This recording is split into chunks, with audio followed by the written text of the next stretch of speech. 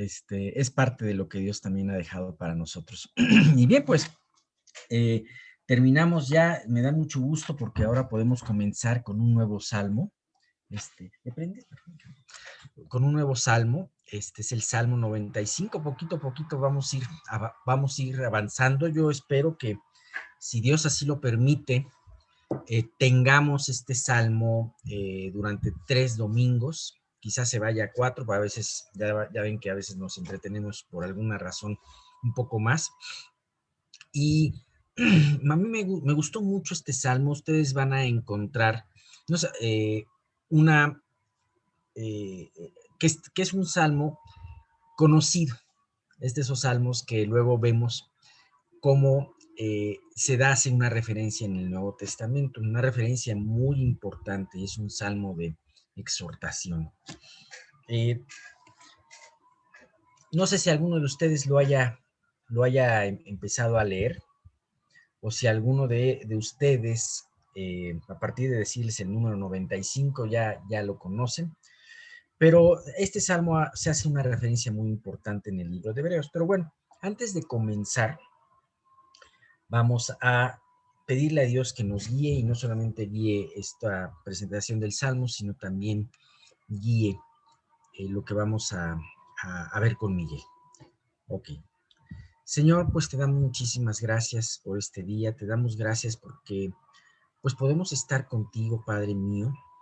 Señor, pues de una manera muy, muy especial te suplicamos que tú nos sigas guardando, Señor, en nuestros días, en nuestro diario vivir. Padre, guarda esta iglesia, tú cumple tu voluntad en ella. Tú permites, Señor, que, si así es tu voluntad, esta pequeña congregación pueda irse multiplicando. Y también, Dios, pues somos una congregación que aún no tenemos un lugar de reunión, Señor, pero nosotros confiamos y alzamos los ojos a ti, sabiendo que de ti viene toda respuesta y viene toda guía.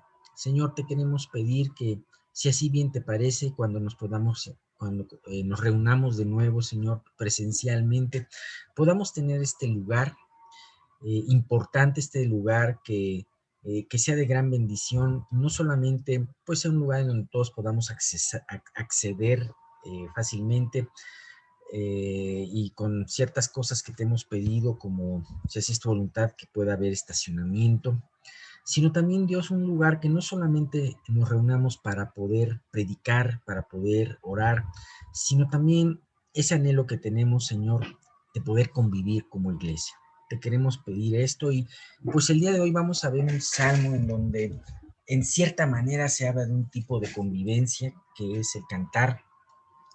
Y te queremos pedir, Padre mío, que tú pongas en nuestro corazón este anhelo por convivir, este anhelo por convivir de una manera presencial cuando se pueda, y sobre todas las cosas, pues seguir orando. Gracias de antemano también, Señor, porque aún en este tiempo difícil tú has permitido que haya una buena convivencia a través del WhatsApp.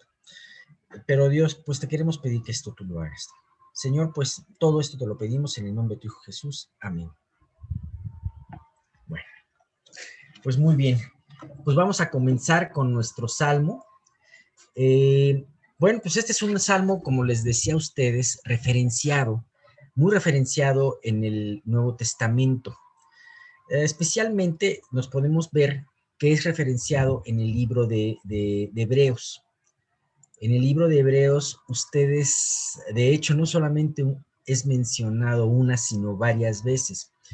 Ustedes recordarán aquel pasaje que dice: si oyereis hoy su voz, no endurezcáis vuestros corazones, como en el día en que vuestros padres me tentaron en Masá y en Meribá. Hay algunas diferencias que dice el Salmo 95 con lo que el autor de Hebreos lo pone. Me llama la atención una diferencia. Habla de Meribá y habla del lugar donde tentaron a Dios.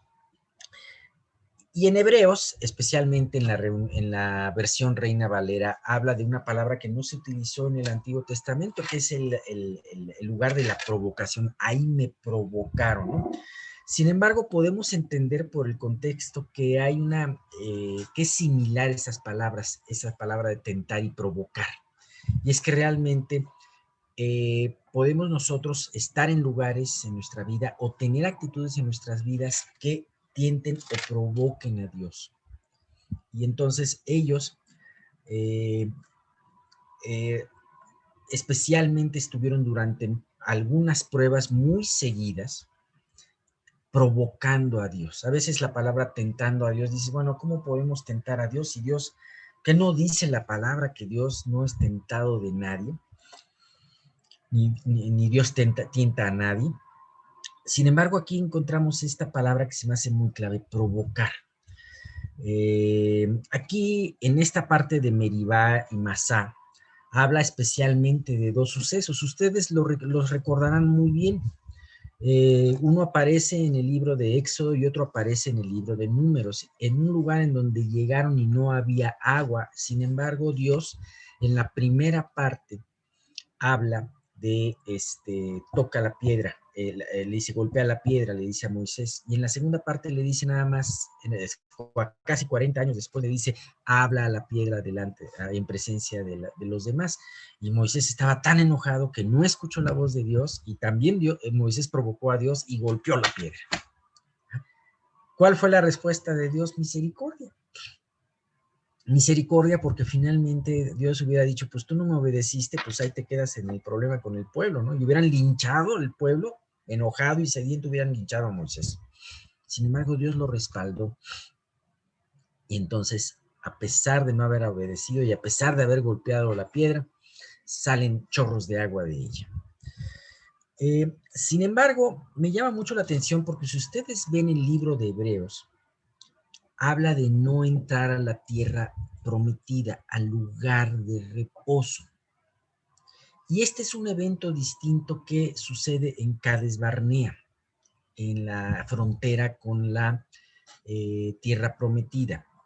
En este suceso, en este evento, el pueblo se rehusó, estaba a punto de entrar a la tierra prometida, pero al ver todas las dificultades que tenían en esta tierra, el pueblo se rehusó a entrar, se amedrentó y dijo, nosotros no entramos porque lo único que Dios quiere es matarnos a nosotros y a nuestros hijos en este desierto, a manos de todos los ejércitos de los pueblos poderosos que están en Canaán, a manos de esos gigantes, los hijos de Anac.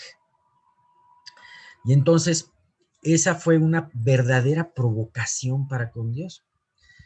En esa parte que está escrita en el libro de Números, para ser exactos, en el capítulo 14, Dios le dice a Moisés, yo voy a destruir a este pueblo porque ya van 10 veces que me provocan. ¿Sabes? En el lapso de 2 años, ellos provocaban a Dios y lo insultaban a través de algo muy importante que era su incredulidad. ¿Tú piensas que la incredulidad es cualquier pecado? No estamos hablando de pecados muy grotescos como podría ser pecados sexuales o un pecado de ira, un pecado de asesinato, un pecado de robo, de fraude, que, que generalmente pues sabemos que esos no solamente son pecados fuertes delante de Dios, sino también delante de la sociedad, y por hacer cualquiera de estas cosas tienes consecuencias graves. Sin embargo, nadie en ningún país te mete a la cárcel por incredulidad, ¿verdad? Pero para Dios es uno de los pecados peores. Así como cada uno de estos pecados de incredulidad de Israel, que fueron 10 hasta que llegaron los límites de la tierra prometida, fue una provocación a Dios. Así muchas veces nosotros en las pruebas y en el día a día podemos provocar también a Dios en nuestra incredulidad. ¿Sabes? Una de las frases muy marcadas en el Antiguo Testamento es, ¿que Dios no está con nosotros? Finalmente, ¿está Dios o no está Dios entre nosotros? Imagínate después de toda la multitud de milagros que Dios había hecho, sacarlos de Egipto con las plagas poderosas, llevarlos guiados por esa nube, columna de fuego y columna de nube, que sus calzados no envejecieran ni sus vestidos tampoco, darles ese maná maravilloso, eh, abrirles el mar rojo y darles agua, todas esas cosas. Ellos llegaban a un problema y se quejaban. Y llegaban a una situación que no les gustaba y se quejaban. Ahora, algo muy importante es que este salmo nos enseña cómo debe de ser una verdadera alabanza. ¿Se acuerdan que Jesús le dijo a esa mujer samaritana, Dios anhela y quiere esos adoradores de verdad? Bueno, Dios quiere que cada uno de nosotros seamos esos adoradores de verdad. Ajá. Eso aparece en el capítulo 4 del Evangelio de Juan. Y Dios nos quiere enseñar cómo en este salmo, el salmista probablemente sea David, nos quiere enseñar cómo Dios, eh, cómo Dios quiere que le alabemos, ¿no? Bien, fíjate que este salmo si tú lo ves directamente en los salmos, es un salmo que es anónimo, no está adjudicado a la autoría de nadie. Sin embargo, el autor de Hebreos, que habla precisamente en el capítulo 4 de Hebreos, que dijo como David dijo. Ajá. Vamos tantito a la epístola de Hebreos. Es el capítulo 4. Déjenme ver. A ver, déjenme ver si es en el 4 o en el 3.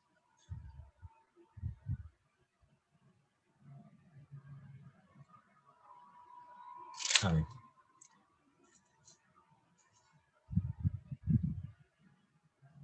Bueno, en el capítulo 4, versículo 7 dice, otra vez determina un día, hoy diciendo después de tanto tiempo, por medio de David, como se dijo, si oyereis hoy su voz, no endurezcáis vuestros corazones. Bien, ahí dice por medio de David. Hay versiones que dicen en David, de ahí es un poquito la duda de que si realmente el autor de Hebreos haya querido decir que fue escrito por David, o que se encuentra simple y sencillamente en el libro de los Salmos. A veces se referenciaba el libro de los Salmos como el libro de David. Ajá, está escrito en David, ¿no? O sea, hablando del libro de los Salmos, ¿no? Pero bueno, vamos a ver esto independientemente si fue o no escrito por David. Ajá, esta, este salmo, el Salmo 95, nos da una advertencia a todos aquellos que han gustado de las buenas noticias del Evangelio. Es una advertencia este salmo.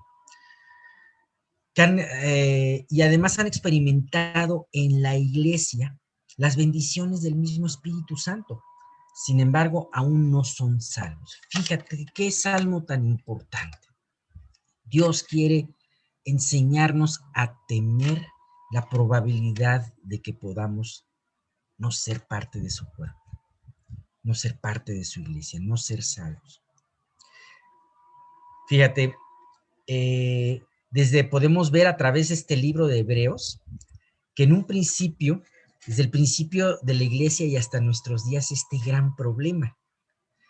Personas que asisten a una iglesia desde hace mucho tiempo, a una iglesia en donde se predique la palabra, en donde se le haga caso a la palabra de Dios, que aún esas personas conocen versículos y te pueden hablar muy bien de ciertas enseñanzas. Sin embargo, su corazón no ha sido verdaderamente cambiado a través del verdadero arrepentimiento. Con esto se corre en un problema que tenían estos hebreos convertidos o aparentemente convertidos en ese tiempo, el hecho de endurecer sus corazones. Es una carta muy interesante la de los hebreos y es un salmo muy interesante al hacer esta advertencia. Cuando tú escuchas, conoces, estudias pero esto no te mueve en tu corazón a definirte delante de Dios, a cuestionarte tu relación con Dios, entonces, como estos hebreos que vamos a ver, corres el peligro de endurecer tu corazón. Por eso, de una manera tan urgente, en el salmista del Salmo 95 nos da la advertencia en la segunda parte de este salmo. Y bien, como podemos ver, y ya se lo dije, ya se los adelanté ahorita, este salmo está constituido en dos partes. Ajá. La primera parte es del versículo 1 al 5, y ahí el salmista nos invita a adorar a Dios a través de meditar en su grandeza y en sus poderosos hechos. Vamos a ver ahorita una invitación en donde Dios nos dice por qué razón nos invita a adorar, nos invita también a hacerlo porque Dios es grande. Pero también en el Salmo 6, en la segunda parte del Salmo 95, de los versículos 6 al 11, también empieza con una invitación a adorarle. Ajá. Sin embargo, esta invitación es en base a adorarlo en un temor por la advertencia de no endurecer nuestros corazones cuando escuchemos su voz. Fíjate, hay algo que me gustó mucho al estar meditando en este salmo, y es que nos encontramos a través de estas dos partes, una forma como Dios nos enseña a adorarle de verdad. Dijimos que Dios quiere que el Padre está buscando adoradores que lo adoren en espíritu y en verdad. Y entonces Dios quiere enseñarnos el adorarlo en todo momento y en todo tiempo. Bien, primeramente, Dios nos invita a adorarlo de la manera más fácil.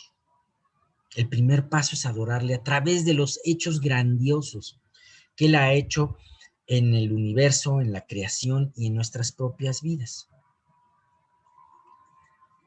Y la segunda parte es cuando escuchemos su voz para nuestras vidas, en vez de endurecer nuestros corazones, a través de nuestra fe poder adorarle. ¿Y cómo se va a mostrar nuestra fe? Obedeciéndole. En aquella ocasión, los hebreos no quisieron obedecerle, no tuvieron fe y en vez de adorarle, lo provocaron. Muchas personas fallan porque la primera parte en donde ven las grandezas y los cambios que tiene Él en sus vidas, y así pasó en los evangelios. Ustedes pueden ver cómo describe Dios que la gente seguía a Jesús porque los curaba, los sanaba, les hablaba también algunas promesas muy hermosas y les daba de comer. Sin embargo, llegó el momento en que lo tenían que escuchar. Tenían ellos que afinar su oído para escuchar su voz. Y sabes que desgraciadamente muchos de ellos endurecieron sus corazones, como está escrito en Juan 6:60. ¿Ah? Por cierto, si pueden ver ahí los versículos que mi esposa está poniendo en la parte del chat. En esa entonces él estaba predicando y mucha de la gente que le seguía porque había visto sus milagros y además los había alimentado, cuando escucharon su voz, endurecieron sus corazones y dijeron, al oírlos muchos de sus discípulos dijeron, dura es esta palabra, ¿quién la puede oír? ¿Sabes? Hay mucha gente en donde Dios en su misericordia, aún sin tener una relación con Él, los atrae a través de milagros, a través de arreglarles un problema, a través de sanarles un familiar o a sanarles sus propias vidas. Sin embargo, a la hora de escuchar su palabra, a la hora de escuchar lo que Dios quiere de ellos, endurecen su corazón y dicen, no, esto no es para mí, esto es demasiado para mí. ¿Y sabes qué? Eso hizo el pueblo de Israel, eso hicieron muchos de los seguidores de Jesús en Palestina y eso hacen muchos en las iglesias. Ajá. Bien, vamos a ver los primeros versículos.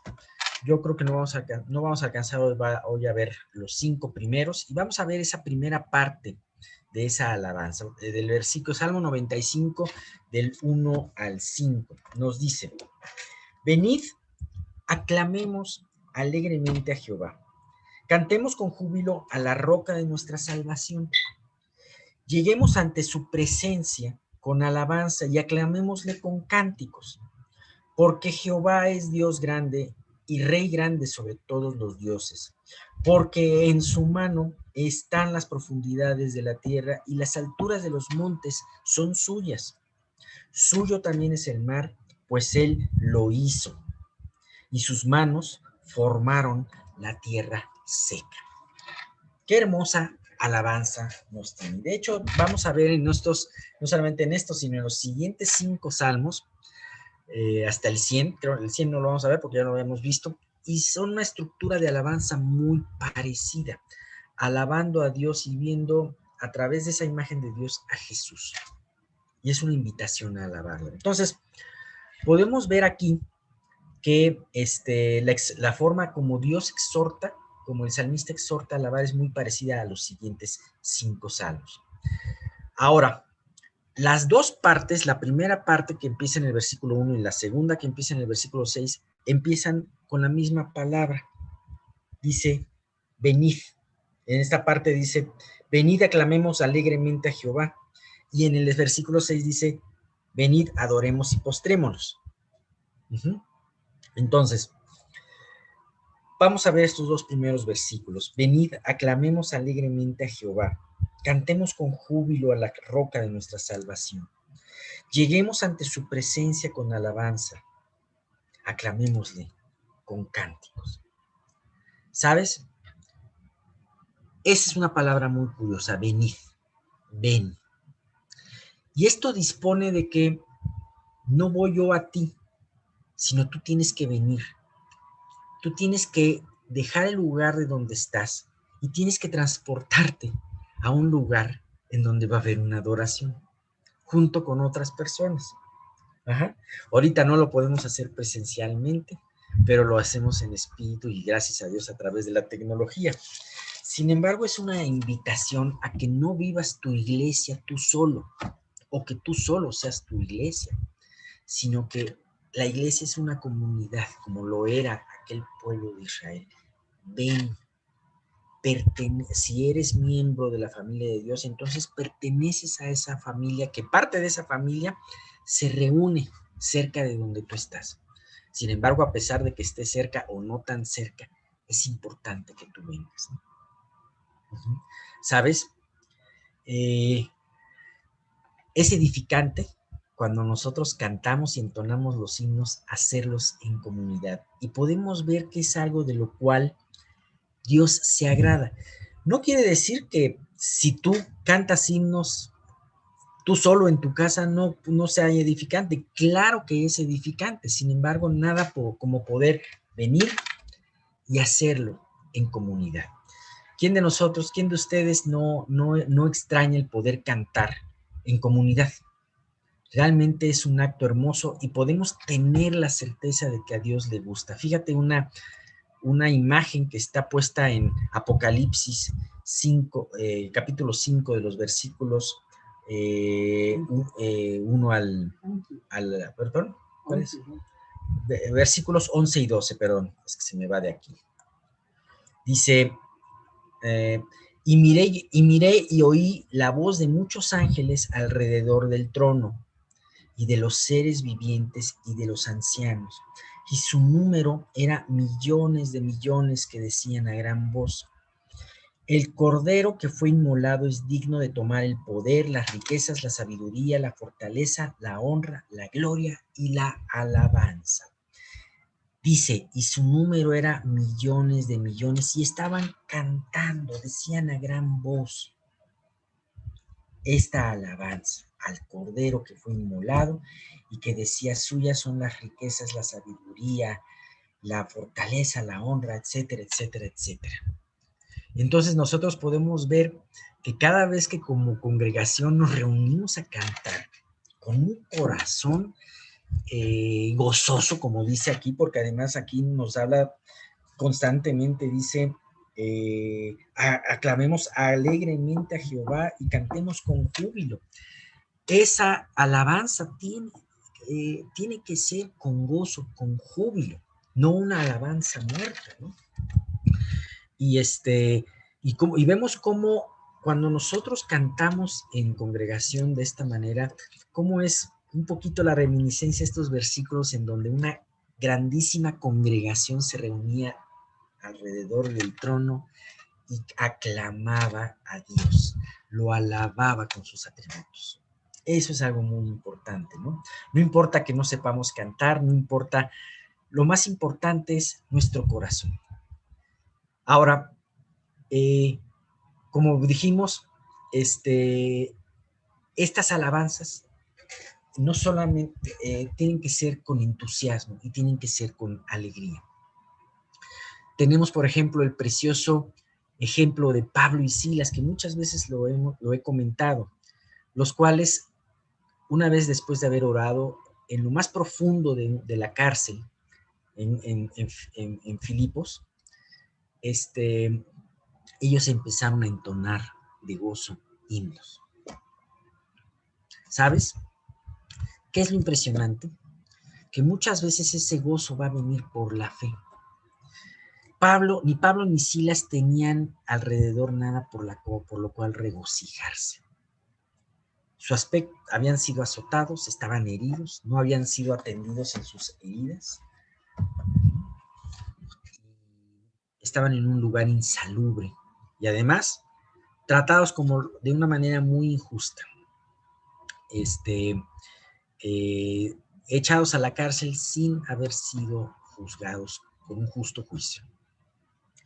Entonces, ellos, en vez de amargarse, empezaron a orar y esta oración las llevó a cantar y alabar a Dios. Y ¿sabes qué? Lo que vendría después sería glorioso.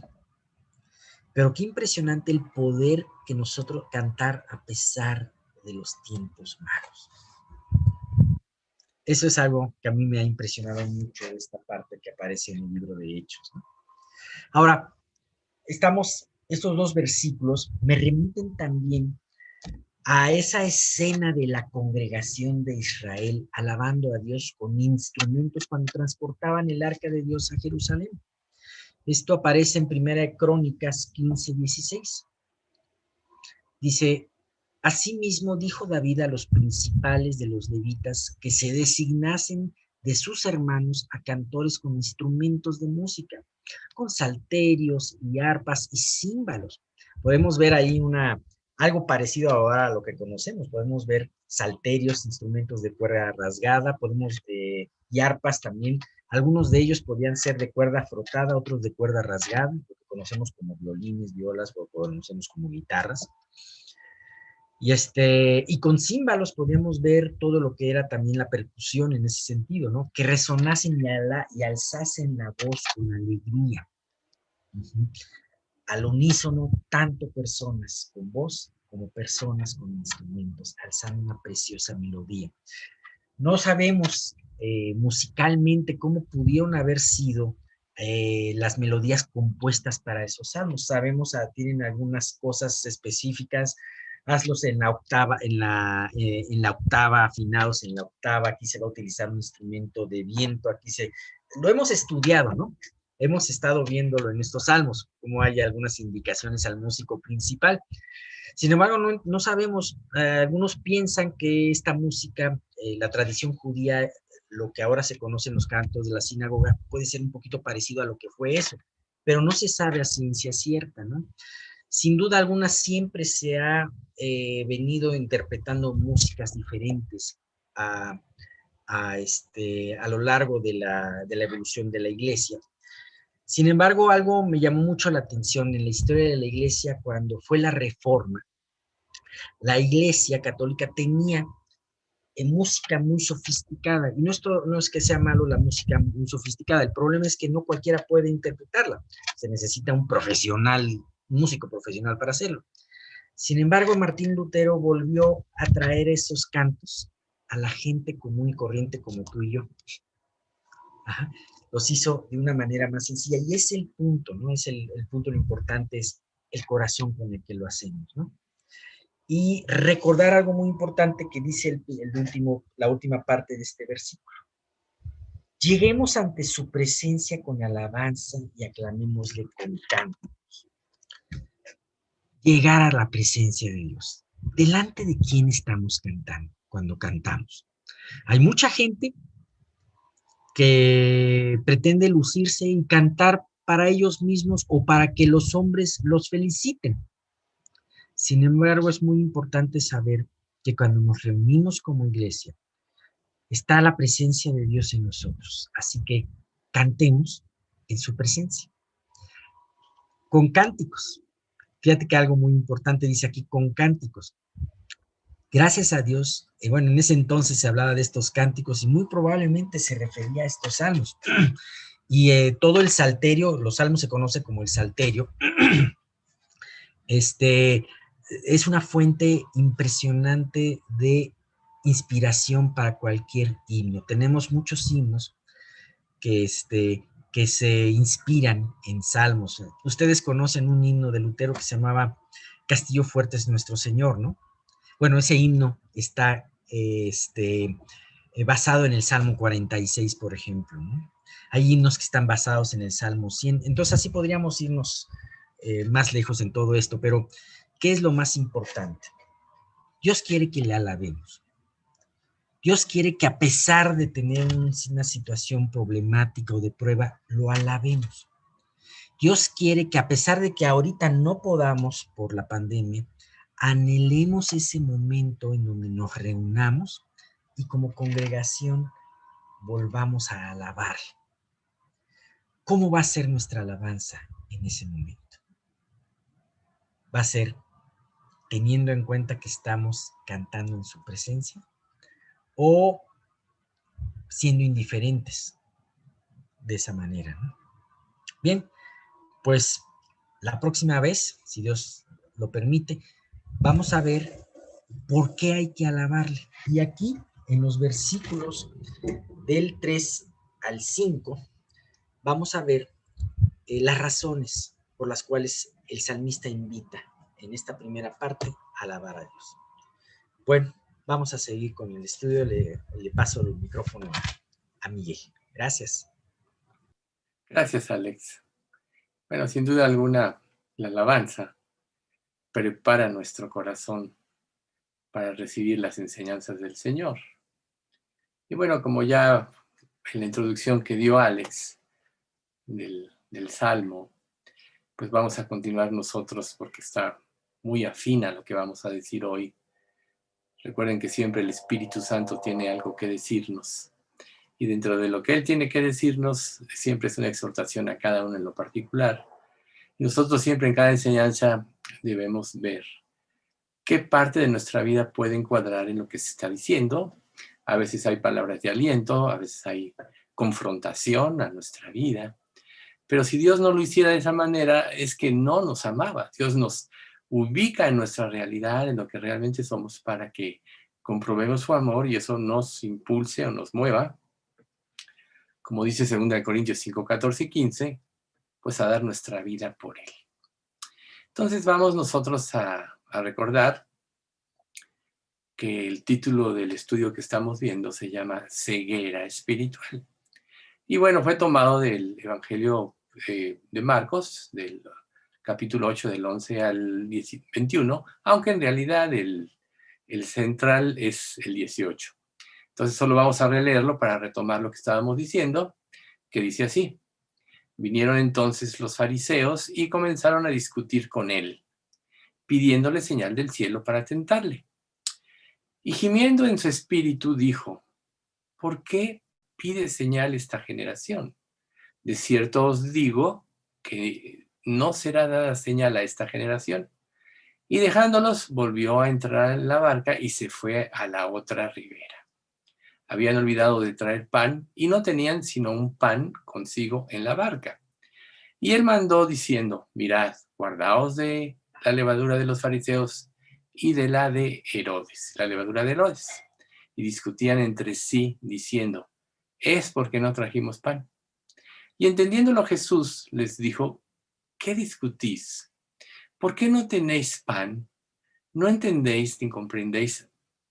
¿Aún tenéis endurecido el corazón? Teniendo ojos no veis y teniendo oídos no oís y no recordáis. Cuando partí los 5 panes entre 5,000, ¿cuántas cestas llenas de los pedazos recogisteis? Y ellos dijeron 12. Y cuando los 7 panes entre 4,000, ¿cuántas canastas llenas de pedazos recogisteis? Y ellos dijeron 7. Entonces, aquí, como vemos, enfatizamos el versículo 18, teniendo ojos no veis, y teniendo oídos no oís, y no recordáis.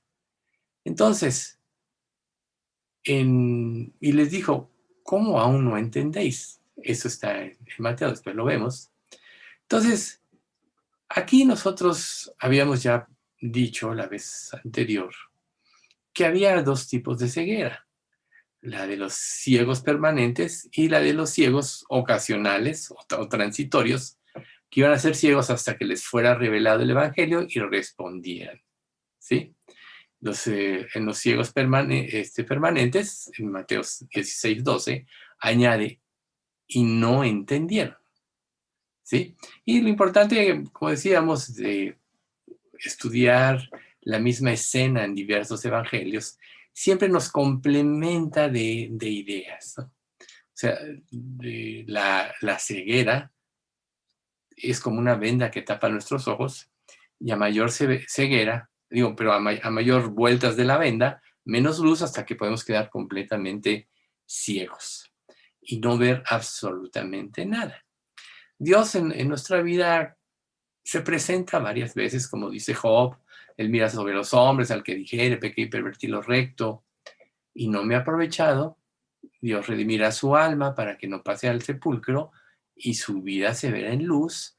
He aquí todas estas cosas hace Dios 2 y 3 veces con el hombre, para iluminarlo con la luz de los vivientes. Entonces, a lo largo de nuestra vida, de cada ser humano, Dios se presenta.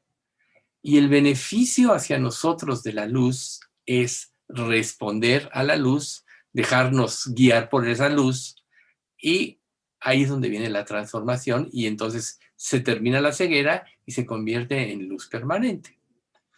En el caso de las personas que no responden, cada día van a tener su corazón más endurecido, cada día van a ver menos, y hasta que llegue la ceguera permanente, que ya implica un juicio. Entonces, nosotros podremos preguntarnos, ¿cómo pudieron Judá e Israel ser tan ciegos?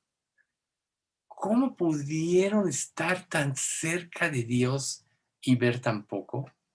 Recordemos nosotros que Dios ama a toda la humanidad por igual, pero Él designó a través de la descendencia de Abraham, de Isaac y de Jacob, formar una nación, que es la nación de Israel, porque a través de ella se iba a manifestar el Mesías Salvador, y a través de esta nación también Dios nos iba a revelar su voluntad, que es la palabra de Dios.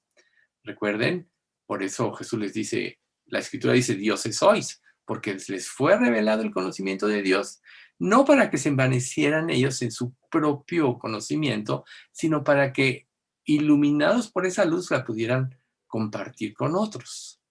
Entonces, ¿cómo pudieron ellos ser tan ciegos? En Isaías 42, del 18 al 20, dice de la siguiente manera: escuchen ustedes, sordos, miren y vean, ciegos. ¿Quién es tan ciego como mi propio pueblo, mi siervo? ¿Quién es tan sordo como mi mensajero? ¿Quién es tan ciego como mi pueblo elegido, el siervo del Señor? Ustedes ven y reconocen lo que es correcto, pero se niegan a hacerlo. Escuchan con sus oídos, pero en realidad no prestan atención. Por eso es que esto, recuerden, la vida del profeta Isaías fue alrededor de 700 años antes de Cristo, la principal profecía de Isaías 53, pero toda su vida fue un testimonio. Es uno de los profetas que más, si no es que el que más, ha revelado tanto el juicio de Dios como las misericordias que vendrían después. Pero Jesús aquí venía para tratar de dar salud a su pueblo, por eso los confrontaba. Y Jesús condenó a los líderes de su época por su desprecio hacia Dios. Y este es un punto muy importante que cada creyente debemos de considerar en nuestra propia vida. Cada vez que Dios nos revela algo, o sea, nos revela su luz y nosotros no obedecemos, estamos despreciando a Dios. Al ser que nos creó, que nos ha sustentado, al ser que como Trinidad, en el caso de Jesús, decidió hacerse hombre y pagar en nuestro lugar por el juicio por nuestros pecados para que tuviéramos vida, a quien nos hizo un llamamiento y nos iluminó para entender nuestra condición con el fin de llevarnos al arrepentimiento y darnos la fe que salva como un don. Pero Jesús tristemente veía a este pueblo que había recibido toda esta luz y todas estas ordenanzas estar despreciando a su Dios, teniéndolo en poco. Por eso Jesús tuvo que decir en Juan 9, del 39 al 41, dijo Jesús, para juicio he venido yo a este mundo, para que los que no ven, vean, y los que ven, sean cegados. Entonces algunos de los fariseos que estaban con él al oír esto, le dijeron, ¿acaso nosotros somos también ciegos? Jesús les respondió, si fuerais ciegos, no tendríais pecado. Mas ahora, porque decís, vemos, vuestro pecado permanece. ¿Sí? Para juicio he venido a este mundo. O sea, siempre la luz va a poner en evidencia las tinieblas en las que vivimos los seres humanos. Si Dios hubiera querido meramente condenarnos, desde Adán y Eva los hubiera destruido. Les dio todos los elementos, tenía una relación con ellos, y al desobedecer, pues meramente los pudo haber destruido. Pero Dios tenía un plan, que no nada más se iba a basar en Adán y Eva, sino en toda la descendencia que vendría a través de todos los tiempos. Y nosotros somos esa descendencia, y Dios en cada generación ha mostrado la luz, y cada generación ha habido un remanente fiel, y en cada generación la mayoría tristemente han sido infieles. Por eso en el libro de Eclesiastés, Salomón decía, no hay nada nuevo debajo del sol. Aquello que fue, ya es. Y lo que ha de ser, fue ya. Y Dios restaura lo que pasó. No puedes decir que has hecho algo nuevo porque ya se hizo en tiempos pasados. El ser humano es repetitivo en su conducta. Pero lo importante de la palabra de Dios es, muchos dicen, como paréntesis, es que ya es antigua, fue escrita para el sistema de pensamiento del pasado. No es para nosotros que vivimos en esta época de progreso de la ciencia, no. La palabra de Dios siempre va contra el problema básico del hombre, su relación con Dios y el pecado. Y esta es la razón por la que Jesús permite que el primer grupo fueran dejados en oscuridad y que el segundo grupo fueran llevados a la luz. Siempre va a pasar así en cada generación. ¿Tú a qué grupo perteneces? Quizá con todo lo que vamos a ver a continuación puedas identificar cosas, pero recuerda, si algo de todo lo que se va a decir tú encuadras en ello, es porque Dios quiere que te arrepientas. Y esto es, recuerden, darse la vuelta, tener la voluntad de dejar atrás lo que Dios te muestra que está mal en tu vida, eso es lo que te va a llevar a una mayor luz. Justificar o cerrar tu corazón, endurecerlo y mantenerte en tu necedad, te va a privar de esa luz y vas a acabar en oscuridad. Por eso es que a los fariseos se les destinó a vivir en una oscuridad permanente y a los discípulos en una oscuridad temporal. Y para ellos, los discípulos, La luz siguió expandiéndose día tras día, cada día que pasaban con el Señor Jesús. Recuerden que al principio ellos no entendían muchas cosas, pero conforme fueron pasando, conforme Cristo les fue abriendo el entendimiento y mostrándoles la grandeza de la palabra de Dios, ellos fueron comprendiendo. Entonces, recordando nada más aquí la situación de Mateo 16, del 1 al 12, en el 12 dice, entonces, cuando Jesús les dice, a diferencia de los fariseos, aquí en este pasaje que después pueden ver, no lo vamos a leer todo por cuestión de tiempo, reitero, Mateo 16 del 1 al 12, se menciona a un nuevo grupo que es muy poco mencionado en las escrituras, pero que siempre estuvo ahí presente, que eran los saduceos, ¿sí? Los fariseos y los saduceos eran los que tenían distintos enfoques, distintos puntos de vista que ahorita vamos a ver a continuación, pero no comprendieron y ellos se unieron con un propósito. En cambio, los discípulos que respondieron a esta luz, ellos entendieron, ¿sí? Entonces, los dos pasajes cubren, tanto el de Marcos como este de Mateo, cubre lo mismo, pero Mateo añade unos cuantos detalles aquí y allá, ¿sí? Que siempre enriquecen conforme a la inspiración que el Espíritu Santo le dio a cada uno de los 4 evangelistas para que revelasen la historia de la vida de Jesús. Y en sus perspectivas nos dan una integración que se pueden combinar los dos relatos y así nosotros podemos entender de una manera más amplia lo que Dios quería decirnos. Entonces, reiteramos, aquí en el primer versículo de Mateo 16 se hace mención de un nuevo grupo que es el de los saduceos. Ahí estuvieron. Este fue el conflicto final con los líderes de Israel en Galilea, ¿sí? Ambos se unieron con el propósito de desacreditar a Jesús, ¿sí? Jesús iba a descender a Judea durante los últimos meses de su ministerio. Recuerden que él estuvo en Galilea un gran tiempo. La misma escritura dice, y el pueblo asentado en tinieblas vio gran luz, hablando de la Galilea de los gentiles, ¿sí? Pero el ministerio de Jesús en Galilea estaba llegando a su fin. Jesús de ahí iba a descender a Judea y en los últimos meses de su ministerio, pues iba a terminar en la cruz, ¿sí? Entonces aquí había pasado más o menos un tiempo como de un año, y él había pasado en esta área pequeña de Galilea predicando, haciendo milagros, pero este último encuentro con los fariseos y los saduceos también es un punto crucial. ¿Por qué razón? Porque fue la última vez que estos líderes de Israel venían a su Mesías y Salvador en esa área, ¿sí? O sea, no siempre ellos iban a estar presentes. Aquí se acabó. O sea, Dios a todos nos da cierta luz, pero llega un momento en que Dios, su paciencia infinita termina. Por eso aquí se acaba la luz para ellos. A partir de aquí en adelante, cuando Él se relacione con ellos, Él se relacionará ya no como un Dios amoroso que quiere salvarlos, sino como un juez condenador.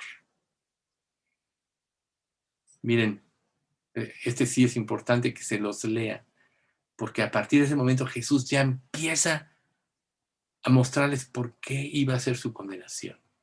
Y esto se nos dice en Mateo 23, del 13 al 33.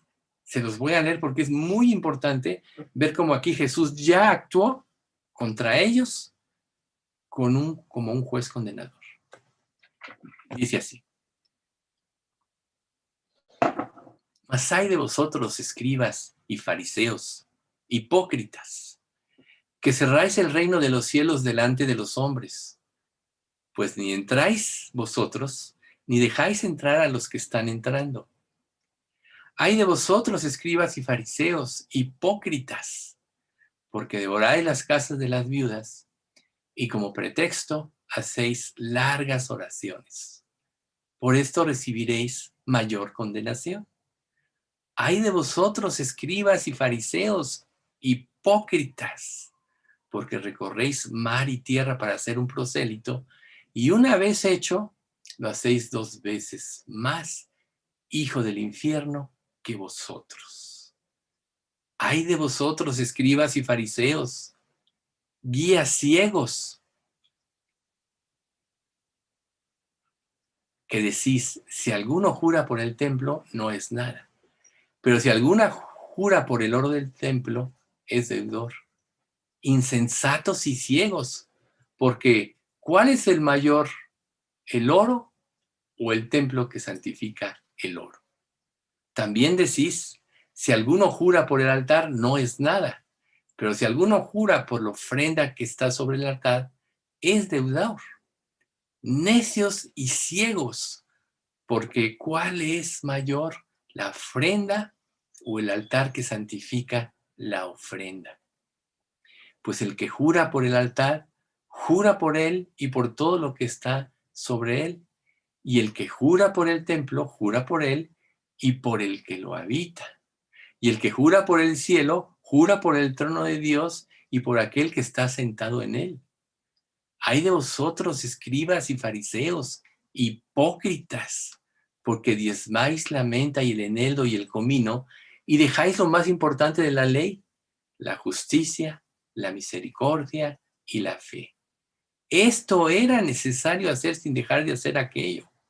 Guías ciegos, que coláis el mosquito y traigáis el camello. Ay de vosotros, escribas y fariseos, hipócritas, porque limpiáis lo de fuera del vaso y del plato, pero por dentro estáis llenos de robo y de injusticia. Fariseo ciego, limpia primero lo del trono del lo de dentro del vaso y del plato, para que también lo de fuera sea limpio. Ay de vosotros, escribas y fariseos, hipócritas, porque sois semejantes a sepulcros blanqueados, que por fuera, a la verdad, se muestran hermosos, mas por dentro estáis llenos de huesos de muertos y de toda inmundicia. Así también vosotros por fuera, a la verdad os mostráis justos a los hombres, pero por dentro estáis llenos de hipocresía e iniquidad. Ay de vosotros, escribas y fariseos, hipócritas, porque edificáis los sepulcros de los profetas y adornáis los monumentos de los justos, y decís, si hubiera vivido en los días de nuestros padres, no hubiéramos sido cómplices en la sangre de los profetas. Así dais testimonio contra vosotros mismos de que sois hijos de aquellos que mataron a los profetas.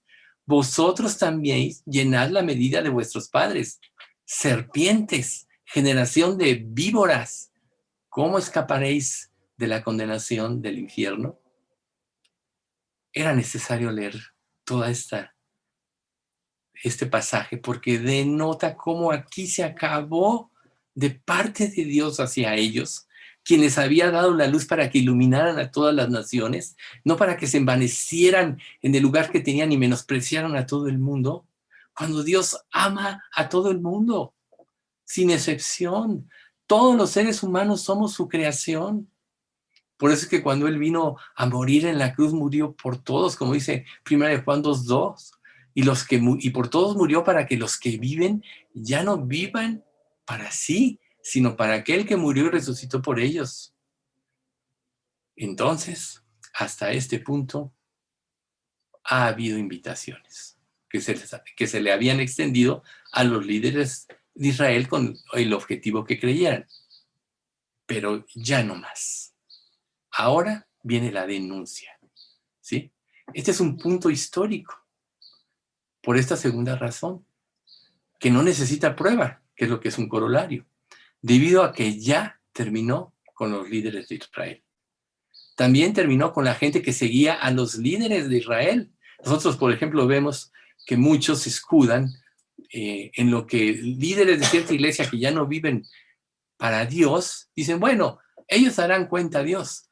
Yo voy a seguir a los líderes porque Dios puso a los pastores y maestros, sin discernir correctamente porque no leen la Biblia, o porque tienen otros intereses ocultos, o por temor al qué dirán, o por temor al desprecio, que sencillamente toman una actitud pasiva y se coluden con los que están en el error.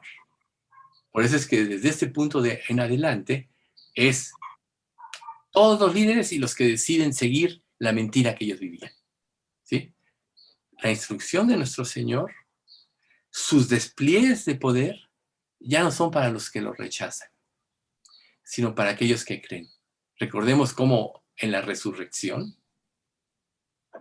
Jesús se manifestó solo a sus discípulos, aquellos que creyeron. Entonces, de aquí en adelante, todo lo que sucede se dirige de manera directa a sus discípulos. Entonces, como dice Marcos 9:30, habiendo salido de allí, caminaron por Galilea y no quería que nadie lo supiese. Ya él tomó una actitud diferente, una estrategia diferente, ¿sí? Él ya se iba a dedicar a instruir principalmente a sus discípulos y a todos los que quisieran seguirle, porque él sabía que se iría pronto y tenía que dejar buenas bases y un buen fundamento a aquellos que vivían en la luz y se podían regocijar en la misma luz, ¿sí? Entonces, él volvió a salir en este último viaje a Galilea, pero no quiso ya que nadie lo supiera, porque él estaba enseñándole a sus discípulos. A partir de aquí, ya los discípulos son el enfoque tanto de su poder milagroso como de su instrucción. Y él los está preparando, como decía, para el ministerio futuro. Y ellos están en un punto crítico, porque han llegado a la cúspide de las enseñanzas, en donde Pedro llega a confesar a Jesús como Dios. Cuando dice, entonces él les dijo, ¿y vosotros quién decís que soy?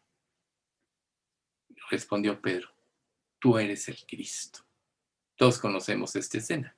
Ese es el punto culminante, ese es el punto medular del Evangelio, donde Pedro ya hace esta confesión y ya todos los discípulos, salvo el hijo de perdición, ya reconocen a Jesús no como un profeta, sino como el Dios encarnado.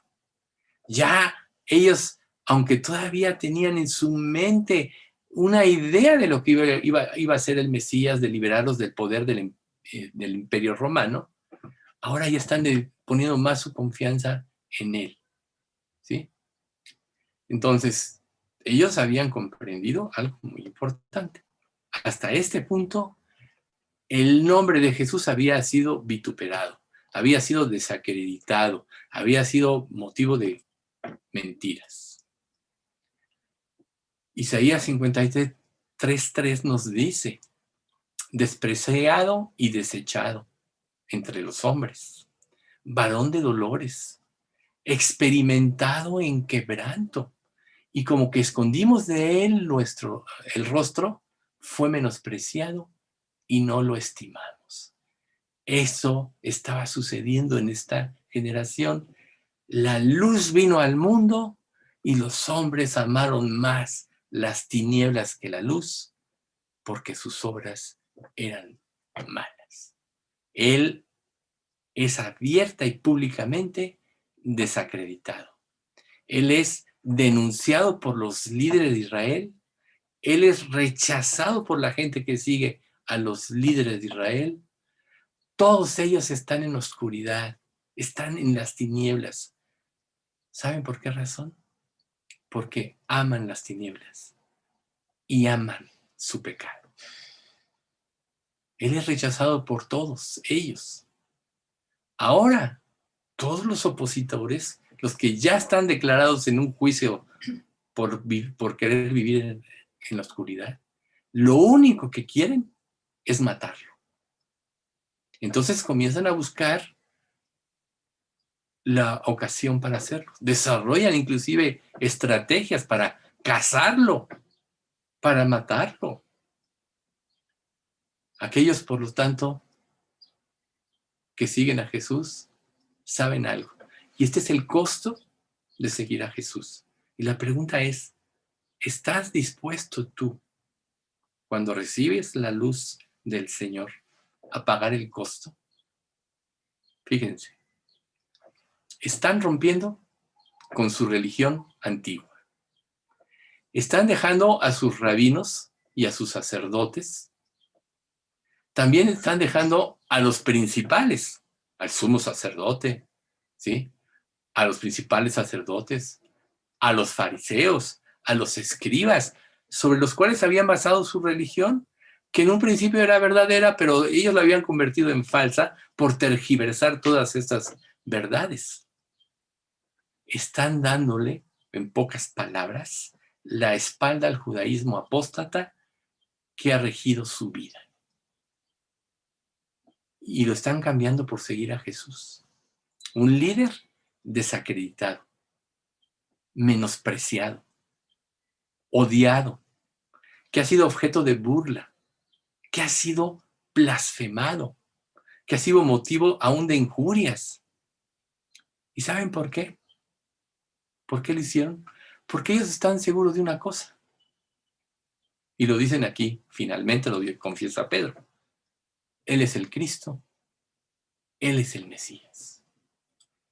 A veces nosotros en nuestra vida cristiana decimos que venimos a Cristo, pero no estamos dispuestos a pagar el precio, a abandonar todas aquellas cosas que son falsas, que aún nuestros padres, con la mejor intención, nos trataron de enseñar, pero que estaban basados en la ceguera, en una falsa religión. Y para seguir a Cristo tienes que estar dispuesto a morir a todo esto, si no, no hay una verdadera convicción que te lleva al arrepentimiento, si no, no hay salvación. Tienes que estar dispuesto a morir, y nadie puede morir a sí mismo si no está completamente convencido que Jesús es el Salvador, es el Cristo, es el Mesías, quien dio su vida por nosotros, derramó hasta la última gota de su sangre en remisión por nuestros pecados. Él lo merece todo. Por eso es que quien entiende esto, abandona todo y da su vida. Jesús les dijo, todo el que quiera venir en pos de mí, tome su cruz cada día y sígame, porque el que quiera salvar su vida la perderá. Pero el que pierda su vida por causa de mí, del Evangelio, éste la hallará. La luz ha llegado, la oscuridad ha sido disipada, y la luz va a ser más brillante conforme pase el día, día tras día, con los discípulos, con los que están respondiendo a la luz. Los que la rechazan, ya es un juicio. Allí, cuando Jesús murió, cruzando al otro lado de la tumba, y durante 40 días, Él sigue con ellos, instruyéndoles sobre el reino de Dios hasta que asciende al cielo. Cuando los ángeles dicen, este Jesús que ha sido quitado de vosotros al cielo, así vendrá como le habéis visto ir al cielo. Este es el Salvador que nosotros esperamos. Sin embargo, Él no nos dejó huérfanos.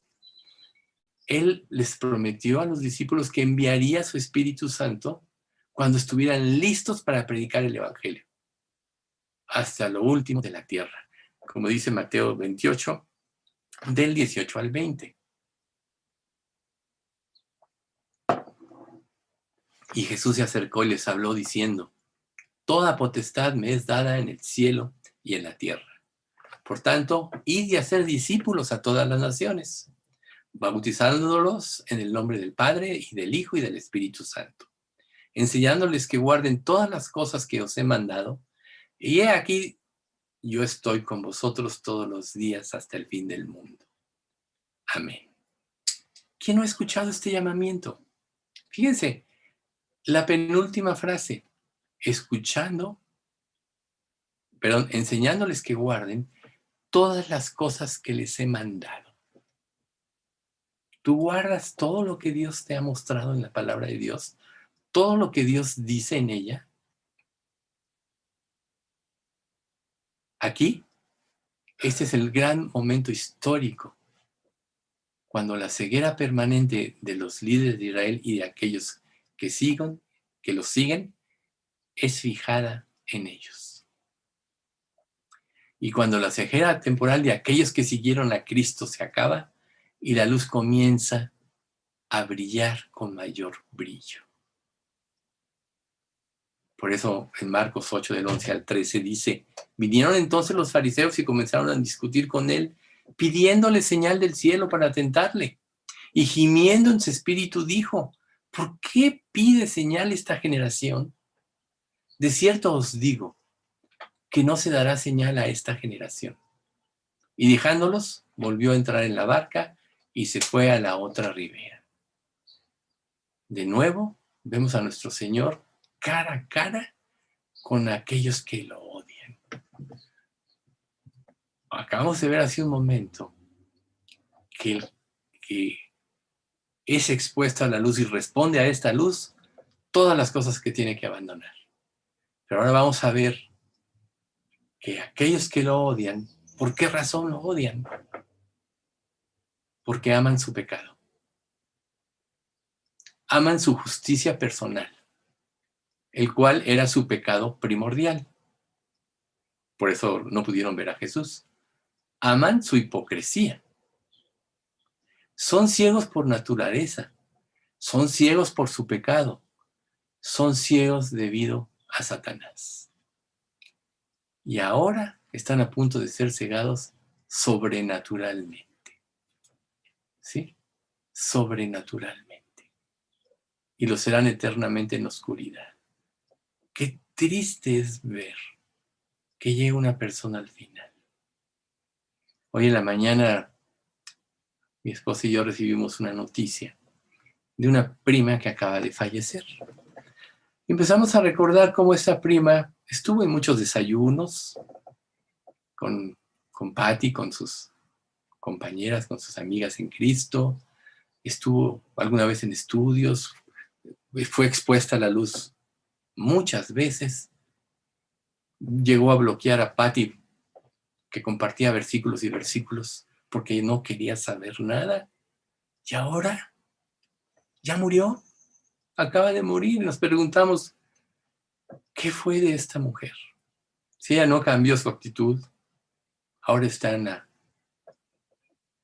oscuridad.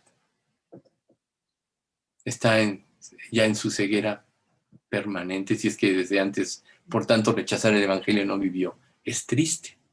Nosotros los creyentes oramos y pedimos por las personas que amamos, por las personas que Dios nos da a cargo para que se salven.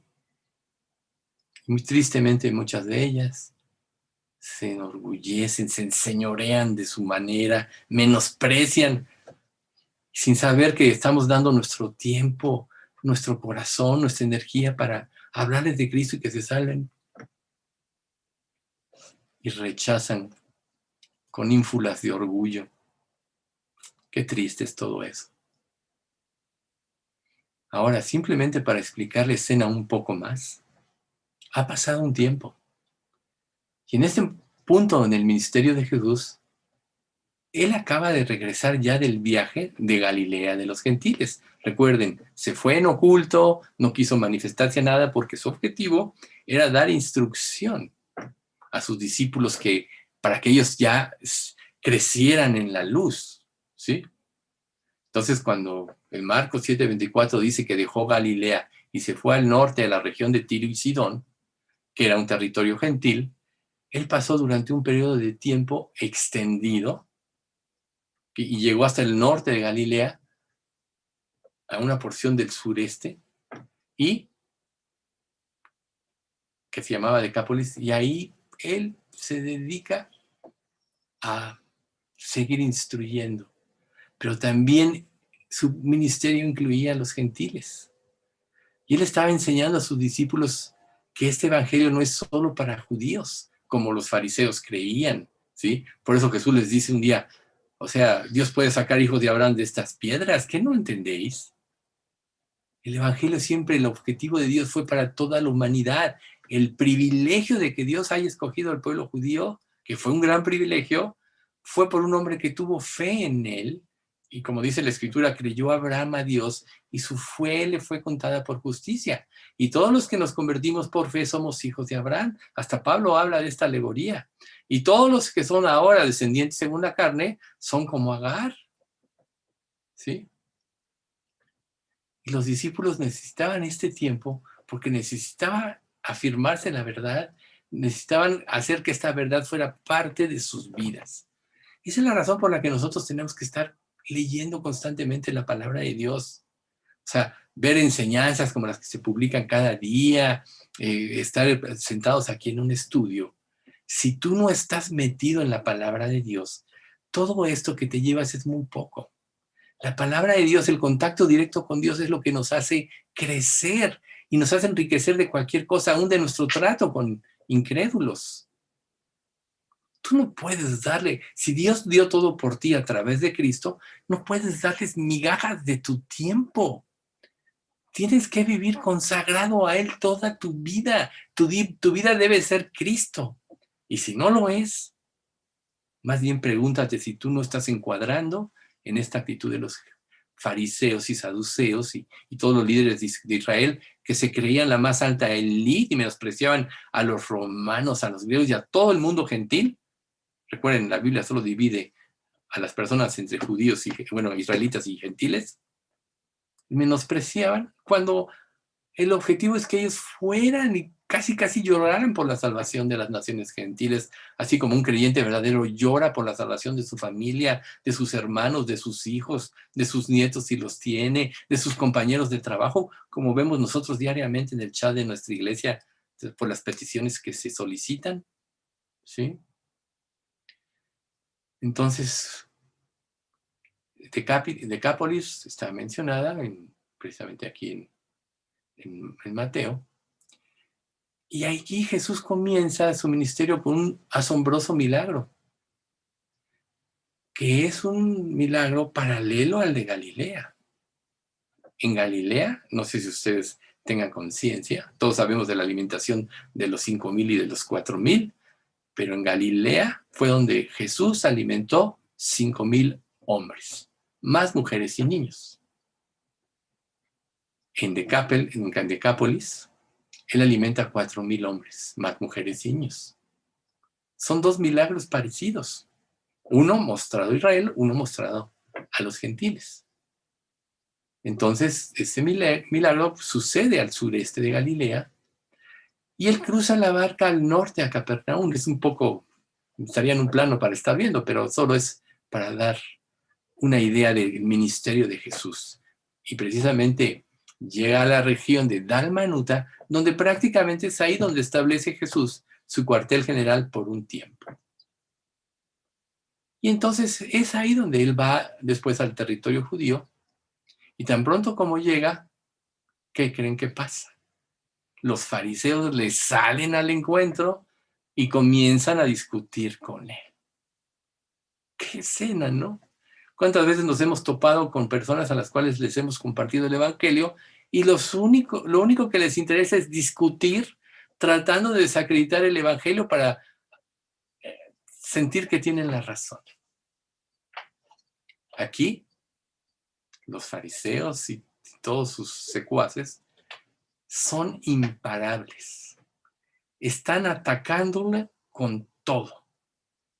Él nunca los buscó. Él ya había decidido solo instruir a sus discípulos.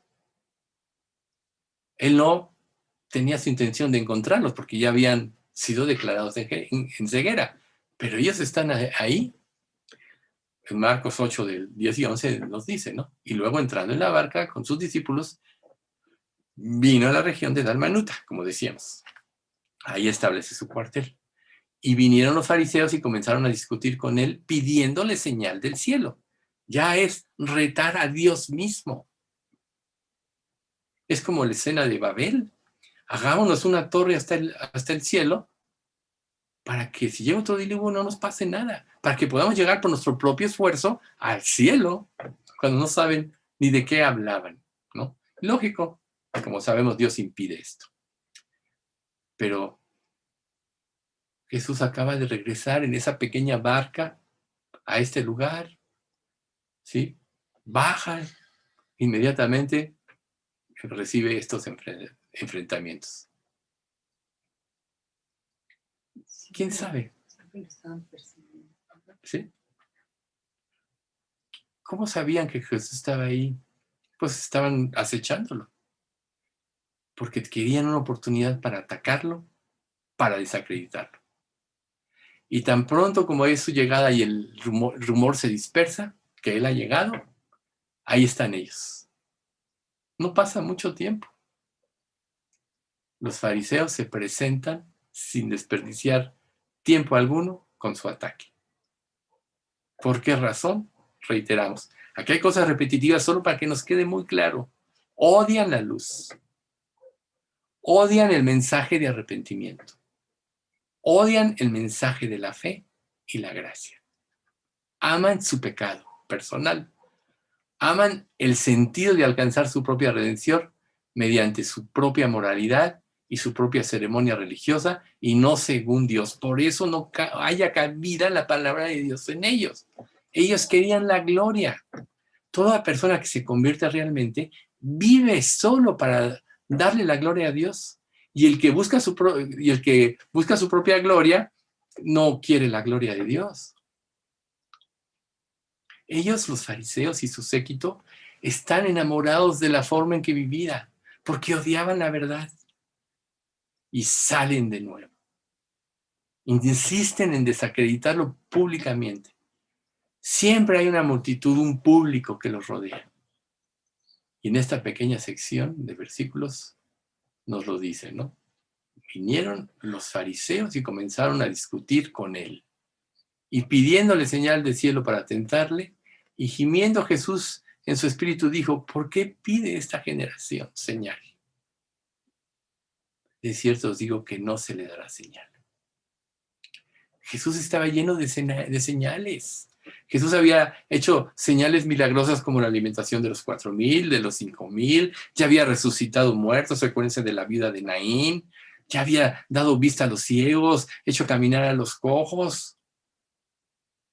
Por eso en el versículo 23 de este mismo pasaje dice, entonces tomando de la mano al ciego, lo sacó fuera de la aldea y escupiendo en sus ojos le puso las manos encima y le preguntó si veía algo. Y bueno, ya sabemos la escena. Después vio, ¿sí? Pero nosotros no vamos a acabar hoy. Pero vamos a ver 3 características que marcan a los que son ciegos espiritualmente y salen de una manera muy clara. En primer lugar, son gente que espiritualmente está ciega. Recuerden, deja que los ciegos se entierren a sus muertos. Todo el mundo sin Cristo, que los muertos entierren a sus muertos. Todo el mundo sin Cristo vive en ceguera espiritual, porque no hay una relación con Dios a causa del pecado. ¿Sí? La ceguera es cómoda solo para otros que viven también ciegos, aunque sean enemigos. ¿Sí? Es sorprendente ver cómo los ciegos de manera universal odian la luz. Pueden tener ideologías diferentes. Recuerden, en este mundo, desde hace 20 y tantos años, que ya se hizo un censo, ya había más de 10,000 religiones reconocidas en todo el mundo.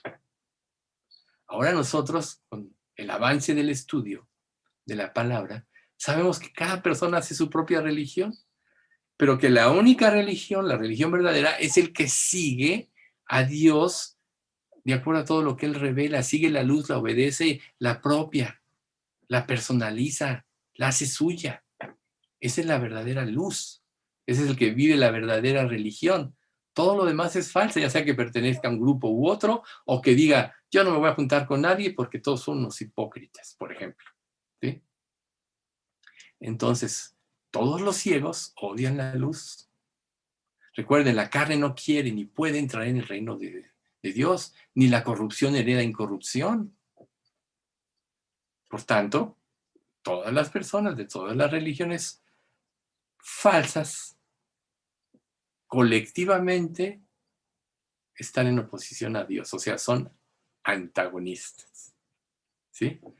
Y pueden estar en desacuerdo en sus puntos, pero llegado el momento de enfrentar la luz, tienen un solo acuerdo: odian la verdad. Entonces se pueden huir. ¿Verdad?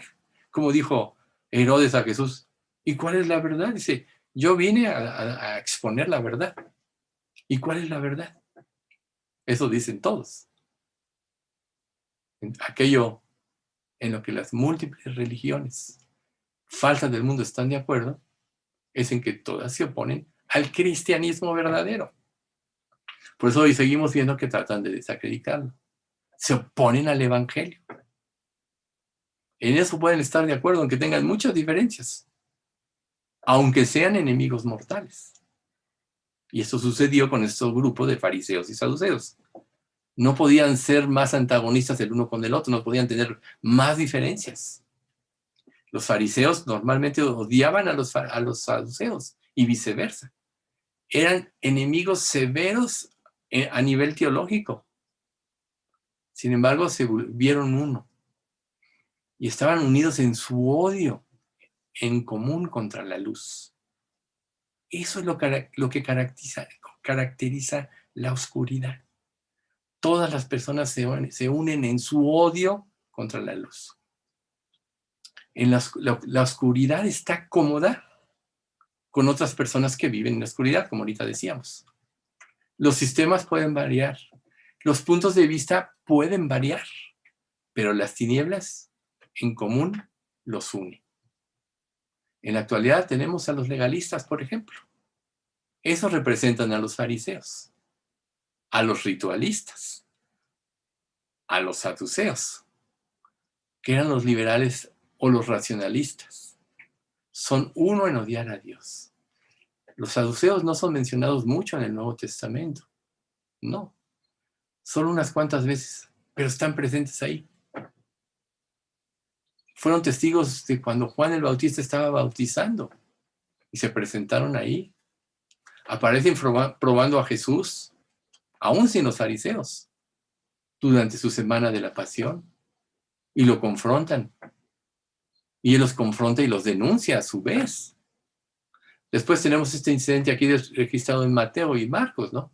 El Señor solo se refiere a ellos en Mateo 16, ¿no? Vimos que en Marcos no, pero él los menciona. Ellos eran los teólogos de la gente. Eran los que estaban a cargo, para poder comprender mejor todo esto, eran los que estaban a cargo de la operación del templo. Y la gente no los quería porque los extorsionaban, les sacaban dinero. Acuérdense cuando Jesús va y vuelca las mesas indignado. ¿Saben qué hacían? Elevaban los precios de los animales para el sacrificio y examinaban los animales que llevaba la gente, que ellos ya habían comprado, y los descalificaban. No, este no es apto para el sacrificio. ¿Saben por qué? Para hacerles comprar sus propios animales, los que se vendían ahí. Y los vendían a un precio exorbitante. Tampoco aceptaban el dinero que la gente llegaba de los lugares donde venía. Entonces tenían que cambiar su dinero. Y ahí estaban los cambistas. Extorsionaban a la gente. Sacaban provecho en el intercambio. Ellos estaban a cargo de ese negocio en el templo. Imagínense el odio contra Jesús cuando llega y vuelca las mesas y les dice: mi casa será llamada casa de oración y vosotros la habéis hecho cueva de ladrones. Y ellos hacían esto porque no tenían convicciones acerca de los asuntos morales, porque eran liberales, ¿sí? Como la doctrina de los nicolaitas. Pues si ya recibiste a Cristo, pues puedes pecar, ya Cristo pagó por ti. Date la vida. No se dan cuenta que la gente que cae en esto no es ni siquiera salva. Un día va a despertar en el infierno. Entonces, siendo ellos liberales, a todo le daban, lógicamente, un enfoque liberal. Negaban la existencia de la resurrección. negaban la existencia de los ángeles. De hecho, eran escépticos con respecto aún a lo sobrenatural. Por otro lado, tenemos a los legalistas, a los fariseos, que querían imponer o encontrar algo espiritual en cada palabra minúscula de las escrituras y aún hacían sus propias leyes, sus propias normas añadidas que se salían del contexto real de lo que las escrituras querían mostrar. ¿Sí? Ellos eran miembros de un movimiento ascético que se llamaba los Hasidim, lo cual significaba que eran los piadosos y los santos. ¿Sí? Eran los judíos que en primer lugar estaban comprometidos con la ley de Dios, aparentemente. Y como una realidad secundaria, odiaban la cultura griega. Odiaban a los helenistas, que eran los especialistas en esta cultura. Los romanos eran helenistas, los saduceos también, porque obtenían muchos beneficios de ello.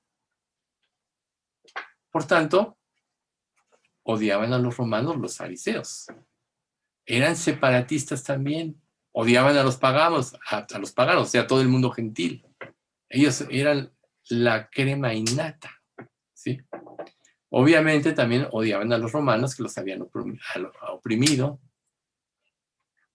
Se separaban de los publicanos y pecadores. Se separaban de la población judía en general, cuando su objetivo, su ministerio debió haber sido enseñar al pueblo la ley de Dios. Ellos eran los que tenían las llaves. Jesús les dice, como ahorita leímos, tenéis las llaves del reino de los cielos y ni entráis vosotros ni dejáis entrar a los que están entrando. Sobre ustedes vendrá mayor condenación. Ellos se separaban de cualquier tipo de contaminación que pensaban que los hiciera ceremonialmente impuros o inmundos. Entonces eran los literales, eran los legalistas, eran los separatistas. Los saduceos, por otro lado, eran todo menos separatistas. Estaban contentos con los romanos que estaban ahí, se confabulaban junto con los romanos y obtenían dinero por esto. Se estaban corruptos en su religión moral, moralmente también hablando. Y hacían todas las concesiones a su conveniencia. Si iban a ser económicamente prosperados en una concesión, pues la daban. Por eso Mateo el publicano era tan odiado por los judíos. Pero él sí vio la luz y se arrepintió. La mitad de mis bienes doy a los pobres. Y si en algo he defraudado a alguno, se lo devuelvo cuadruplicado, dijo el publicano. Zaqueo. ¿Y qué dijo Jesús? Hoy ha venido la salvación a este hogar, por cuanto también él es hijo de Abraham. Pero ¿saben ustedes, en este caso de Zaqueo, en esta propuesta que él hizo, lo perdió todo? Lo perdió todo por causa de Jesús. Entonces, volviendo a los saduceos, daban concesiones, todo eran menos hostiles a la cultura griega. Ellos se sentían atraídos inclusive. Pues sí, mezclaban sus convicciones y vivían para sí mismos, para lo que les conviniera. Eran aristócratas por tanto dinero que tenían, y racionalistas. Eran escépticos y materialistas también. Muy diferente a los fariseos, que eran aparentemente más espirituales. Solo asentando, eran oportunistas y negaban todo lo que se oponía de las escrituras de que ellos fueran beneficiados por sus negocios. Sin embargo, estos dos grupos tan diferentes que se odiaban entre sí, se unieron a causa de Jesús. De hecho, en el capítulo 23 de Hechos, hay un relato que se da en donde los saduceos y los fariseos están el uno contra el otro. Recuerden también, ese es el de Pablo, ¿no? Pablo ahí usa, guiado por Dios, una estrategia. Pero bueno, no es esta la razón, pero ahí se ve claramente que no tenían las mismas ideas. Por eso es que estos saduceos además rechazaron la tradición, rechazaron a los profetas del Antiguo Testamento, eran muy diferentes. Hasta este punto, no deberían haber estado juntos si no tuviesen una causa común. Realmente no querían tener nada que ver el uno con el otro.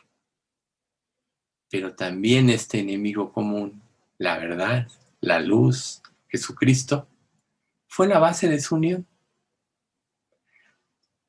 Y todo esto es importante desglosarlo porque así es como las tinieblas operan.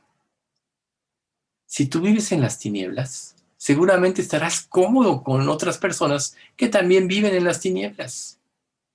¿Cómo es tu relación con los demás? Por ejemplo, te puedes relacionar libremente con creyentes que han negado la fe porque son tus amigos y se dicen cristianos también. ¿No eres celoso de la ley? Judas dice, si alguno viene a vosotros y no trae esta doctrina, no le recibáis en casa ni le digáis bienvenido, porque el que le dice bienvenido participa de sus malas obras.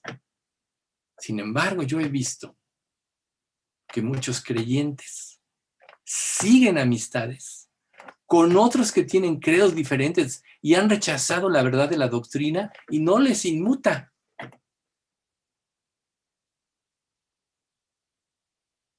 Recuerden, sin importar cómo definan sus tinieblas, todavía son tinieblas. Recuerden que el ser humano, cuando no quiere venir a la luz, tiende a justificar su pecado y se va a unir con otros que lo justifican. Yo recuerdo que una vez que estaba en un velorio, una persona que pues, había dejado a su familia, se había casado por otro lado, se encontró con otra que había dejado a su familia. Mira, él es como nosotros, le dice a su esposa. Yo estaba ahí, lo estaba oyendo. Mira, es como nosotros. No, y ahí platicando felices los dos. ¿Y qué sucedía en ese velorio? Habíamos muchos creyentes que la santidad hacía resaltar su pecado. No estaban incómodos. Sin embargo, se unen en su pecado contra la santidad. Se dicen, aunque no lo piensen así necesariamente, la mala compañía es mejor que la compañía justa. Aún así, la compañía mala es su enemiga, porque recuerden, quien está mal en todos los sentidos. Y entonces, juntos, unidos en un mismo propósito, se acercaron a Jesús y comenzaron a discutir con él. Su propósito era pelear con él para hacer que pecara y desacreditarlo. Esa era su estrategia. Comenzar una disputa, hacer lo que hablara, y si hablaba de más, podían ellos encontrar una ocasión para desacreditarlo. ¿Ustedes creen que personas así merecen ir al cielo? ¿Odian a Dios? Dice un pasaje del Antiguo Testamento, si mal no recuerdo, Eclesiastés, se mostrará piedad al malvado y no aprenderá justicia. En tierra de rectitud hará iniquidad. Creo que es un proverbio. Ellos querían desacreditarlo delante de la gente. Y entonces empiezan a pedir una señal del cielo para probarle. Ellos tenían una estrategia aquí. Por ejemplo, los judíos tenían una superstición, la cual es que Dios podía hacer milagros, tanto terrenales como celestiales, pero los demonios solo podían hacer milagros terrenales. Es como los magos de la corte de Faraón, cuando imitaron los milagros de Dios a través de Moisés, y así pudieron falsificar los milagros de Moisés que venían del cielo. Recuerden, convirtieron el agua en sangre, etc. Aún el palo que tenía Moisés, que se convertía en serpiente, ellos sacaron otros. La única diferencia fue que la serpiente surgida de la vara de Moisés se comió a las otras. Bueno, pero siempre este es un ejemplo de cómo las tinieblas sí pueden imitar milagros terrenales. Y entonces vienen a Jesús y le dicen, mira, haz una señal del cielo, literalmente desde el cielo. Detén el sol como lo hizo Josué, por ejemplo. Haz que descienda fuego del cielo, como en el caso de Elías. Haz que haya un eclipse de luna. ¿Sí? Reordena las constelaciones. Comienza y detén la tormenta. Y en todo esto querían probarlo. Realmente querían desacreditarlo. Y claro, era como colocarlo entre la espada y la pared. Así hace el diablo. Muchas veces colocan a creyentes así y la verdad que ellos viven parece que es mentira. Pero Jesús, que sabía y tenía firmes sus convicciones, dijo, no voy a hacer eso. Y si él decía eso, entonces la gente va a creer que no puede. Fíjense qué sutil estrategia. Y si no puede, entonces lo podían desacreditar. Era un farsante. Quizá todo lo que estaba haciendo, como lo dijeron, por Belcebú, príncipe de los demonios, echas fuera demonios. Y como Jesús les tiene que decir que si yo por Dios ato y echo fuera, entonces es por el Espíritu de Dios. ¿Sí? Pero ellos querían desacreditarlo. Si él dice que puede y ellos creen que no puede y no lo hace, entonces él va a fracasar y va a ser tomado como farsante. ¿Cuánto tiempo se tomaron ellos en llevar a cabo esta estrategia? Y en cualquiera de los dos casos, este es un dilema que no se podía evitar. Reitero, si él dice que no lo va a hacer, entonces la gente puede asumir que no puede y lo único que hace es lo que Satanás hace. Y si dice que puede e intenta, él va a fracasar porque él no es el Mesías, porque ellos obviamente no creían. No es de Dios. Estaban seguros de eso. Y lo querían desacreditar de cualquier manera. Ahora pregúntate, digo, ya para concluir, porque ya nos pasamos un poco del tiempo, pero tengo que acabar esto. ¿Realmente necesitaban otra señal? Y no era como si tuvieran señales que no eran del cielo. ¿Se acuerdan del maestro principal de los fariseos, Nicodemo? ¿Qué le dijo Nicodemo a Jesús cuando fue a verlo de noche?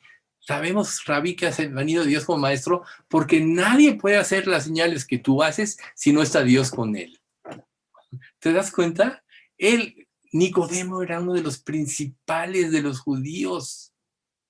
Y él declara, sabemos que eres de Dios porque nadie puede hacer estas señales si no está Dios con él. Lo sabían. Ellos no necesitaban más señales, no necesitaban más evidencia, tenían suficientes. Pero después de todo, y además, perdón, tenían la noción de la llegada del Mesías, recuerden, Ana, la profetisa, Simeón, lo esperaban y Dios se les reveló.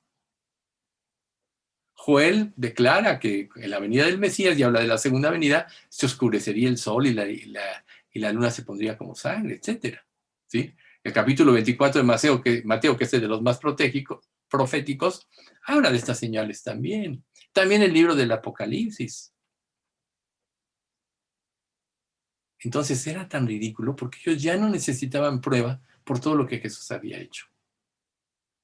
Recuerden, aquel ciego que le devuelven la vista que nació ciego, y él les dice en Juan 9:31, y sabemos que Dios no oye a los pecadores, porque si alguno es temeroso de Dios y hace su voluntad, dice, oye, y este hombre me abrió los ojos, y no se ha sabido desde el principio que alguien puede haber abierto los ojos de un ciego. Pero así es de profunda la oscuridad. Lo primero que sucede a la gente en la oscuridad es que está cómoda con otras personas en la oscuridad. Bien, esa fue la primera parte. En el próximo estudio vamos a ver la segunda. Padre, te queremos dar muchas gracias por este estudio. Gracias te damos, Padre, por ser tan explícito en tu palabra y cómo puedes ahondar en poder saber lo que es vivir en las tinieblas, lo que es vivir en la ceguera y rechazar la luz. Es espantoso, Señor, que cualquiera de los que estamos escuchando hoy podamos caer un día en esa ceguera permanente y ya no haya remedio. Te pedimos, Padre, que cambies nuestro corazón, que nos cambies internamente, que nos lleves a un verdadero arrepentimiento a los que no lo han tenido y les des la fe, Padre, para que se salven. Haz que tus palabras lleguen al corazón y que no vayan a caer personas como los fariseos y saduceos que en lugar de regocijar en la luz como lo hicieron los apóstoles, decidan ir en contra de ella para su propio mal. No lo permitas, Padre. Guarda nuestra iglesia de ser legalista y llévanos siempre a vivir en la sana doctrina y bajo los principios de tu palabra, y pon en el corazón de todos cada día leer la Biblia para tener una enseñanza directa de tu Santo Espíritu. Te pedimos esto en nombre de Cristo Jesús. Amén.